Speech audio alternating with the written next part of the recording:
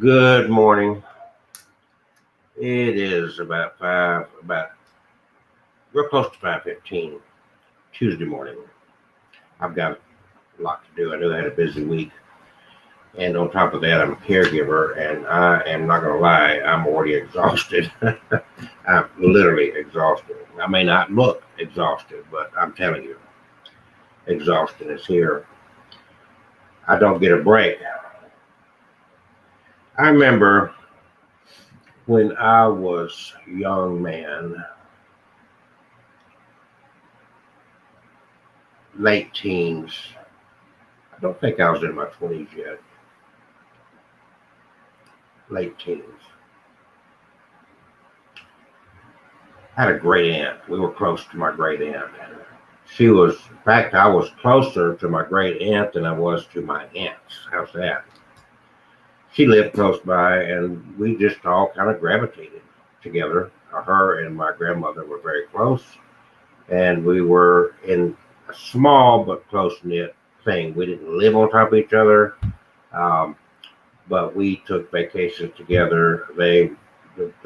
My mother, her mother, my aunt, they used to go blackberry picking together. They knew where they could go out along the road and off the side of a mountain, get some spring water, that kind of stuff. They were really things that people did back in those days. That was our little, or their little group. I was young. You know, it wasn't like I'd never gone with them to any of that. But as a teen gets older, they kind of start going their own way. Bottom line is, by the time I became a young adult, she got very ill. She had worked hard all her life. She did drapery, she did upholstery, and in our small town there were some old money, and they lived in these nice older homes along the main street, with the big trees that came up over the road, just one of those lovely neighborhoods that you could never afford to live in, but you enjoyed driving through. At least I could never afford to live in, let's put it that way. Um, and one of those old money ladies, I guess her daughter was having a wedding. And my aunt had been, um, her service has been secured to do some drapery because they were having, I guess, a reception wedding at home. I guess I don't, I didn't pay that much attention to that. I just knew there was a wedding going on and drapery had been done for this house. People go crazy over this event. I want to finish this story though. So my great aunt, and it was actually what today we call leukemia. Back then, I guess it's the same thing. I don't know, but back then it was called bone marrow cancer. Now I don't know if it's the same thing as some form of leukemia or not, but what I knew was bone marrow cancer. It was very painful, and she was in the hospital, and I was. My father, of course, was a small town preacher and had to work because he didn't make any money with the church. More often than not, he had to write the check to pay the bills, to keep the doors open at the church.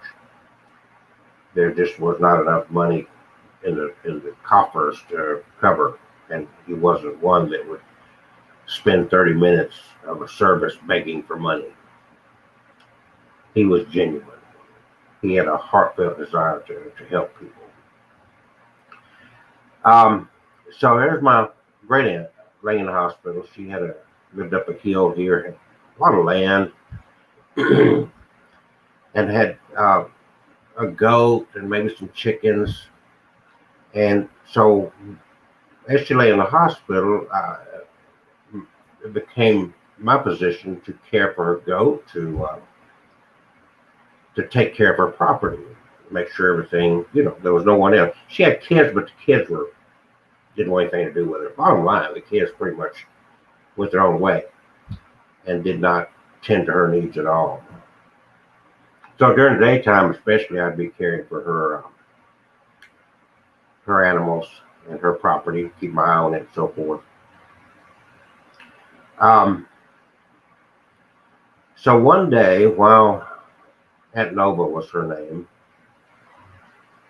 she was actually named after the month she was born. She was born in November, and her full name was November. Uh, Longer name than that, but ain't Nova. That's what we call her.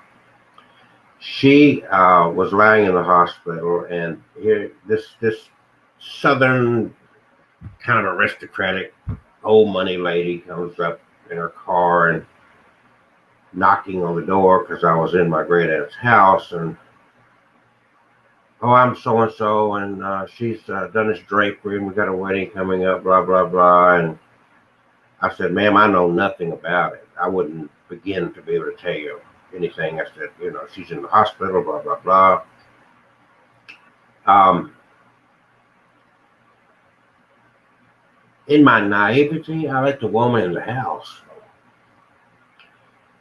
And she just kind of panically started freewheeling through this house looking for a drapery. And I thought, whoa, this is too much. It'd been different if the lady had some idea where this drapery was, but she'd never been in the house before. I could tell she's just running madly through the house. I stopped her. I said, ma'am, please, I should never have let you in. It's not my house. And clearly you don't know where you're looking for, what you're looking for. And my aunt's in the hospital, and it's my job to protect this place. And I guess I intimidated the woman. She left. And a couple hours later, I guess it was, she came in with her grown-ass son. And I guess I'd intimidated her because she came in with a grown-ass son, and she's saying, well, it's in this building over here. It wasn't even in the house.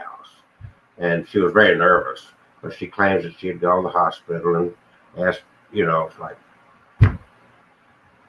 here I am doing weddings. And I guess that instilled in me when I was very young, before I'd ever had a wedding myself, how ridiculous and how arrogant, how selfish and unthoughtful people are over this fucking wedding stuff. Excuse my language, but it angers me.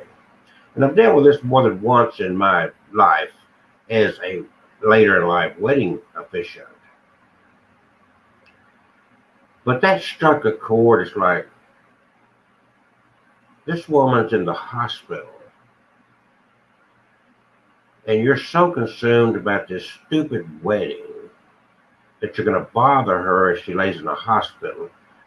I was offended. And I'll be telling you, that was in 1975, 74, 75. And I'm not going to lie to you, I'm still offended over that. After all these years later, it's been, 40 years ago or whatever, I find it offensive that's what Americans are. So it's not surprising that the likes of Donald Trump ended up in the White House. We put money, we put this kind of crap ahead of human life. This is why we have this pandemic all over the place, because that's our mentality. Oh, it's money, the economy. And call yourself a Christian, nonetheless.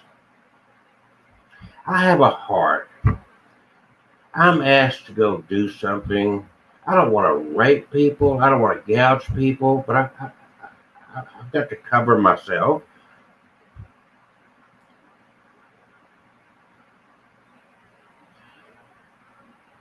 And I try to be nice about it. And the most moneyed people, and the more Christian they are, and the most moneyed people are the ones that's going to advantage themselves off of you and your sweat. And I've learned that over the years. If they come in with a Bible in their hand, if they come in with that, and they've got money, they're pulling up in nice cars, and they make good money, they're the ones that's going to abuse you.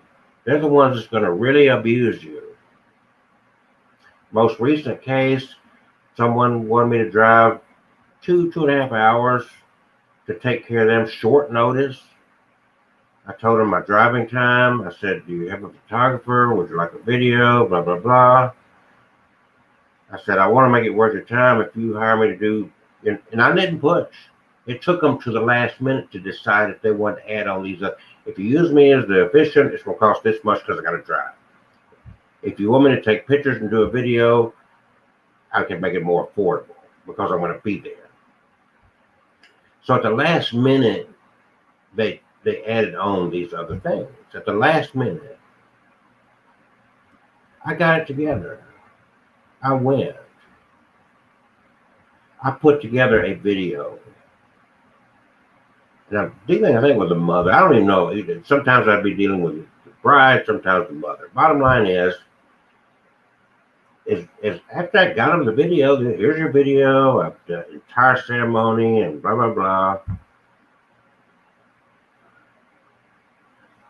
And then what happens, sadly, is sometime later, they contact me about wanting all the raw video. It was on my hard drive. Okay. So but there was so much raw video, it was going to take a flash stick drive thing, and I thought, I already gave you, you got this whole package deal. With 5-hour driving time out of my life, plus serving you for 4 or 5 hours that day, you got all that for less than somebody else would have charged you just for a video. And now you want me to have a memory stick, flash drive, whatever you want to call it, and you want all the raw video. It's unheard of. No videographer is going to do that. But see, I'm looked at as a small person. And it angers me that people are abusive. And I'm telling you, historically, of course there's a caveat, but historically, the more Christian they are, the more they have the Bible in your face, and the wealthier they are, the more money they at least look at. I don't know if they really got money or not. They could have a lot of fucking debt. And that's just the reality. They're the ones that's going to abuse you. They're the ones that's going to take a small guy and squash him. It's unfortunate, but it's just a fact. It's just a fact. So all I can say, folks, is just like these people and what's going on with Donald Trump and whatnot. I wrote a piece because of these people whining, claiming, there's some people even want Trump to declare martial law, that the election was stolen, blah, blah, blah. He's had every chance in the world with every court. And these are his own court appointees, okay? These are his own court appointees. Let's get this straight. This is not in any way a Democratic bent thing. So he's taken it to all these courts, all the way to Supreme Court, and he's been squash. Electorals, even in Republican states with Republican attorney generals, Republican governors. And you got these people that still want to claim something that he's had every opportunity to prove. Every opportunity to approve. And he's not been able to prove it. These courts are not turning him down because they hate Donald Trump. Trust me, that's ignorance. But you got all these people, and most of them are the same ones that still want to deny this coronavirus, this COVID-19, and anti-maskers and that idiotic, stupid stuff. Everything's political. Everything. So I'm going to sum up this morning's little thing with these few words here. Donald J. Trump is the corrupt of America. He is a bona fide sexual predator. He is and was in bed with Jeffrey Epstein. He has, out of his own mouth, made admissions about grabbing him by the pussy as a privileged man, and liking Jeffrey Epstein and the girls who tended to be on the younger side. His words, not mine. His inheritance alone gained him a notoriety that brought out the worst in our nation. A cult-like following blinded in their lust for his slanderous, self-indulgence, nefarious ways that has crippled and broken that which may have not been a lot of it, but that which was good about this republic. He is a fake Christian whose antichrist bent brought the adoration of millions of hypocritical conservatives who desired the label of Christianity but hated the message of the Christ whose name they hijacked. The only good thing about the Trump legacy was his exposure of what is wrong with this nation. And that wrong can be found in every one of his rallies, found in red hats, giving praise and adoration to the worst of what our nation has produced as they pay homage to their true God: money, greed, power, and self-indulgence. Have a good day.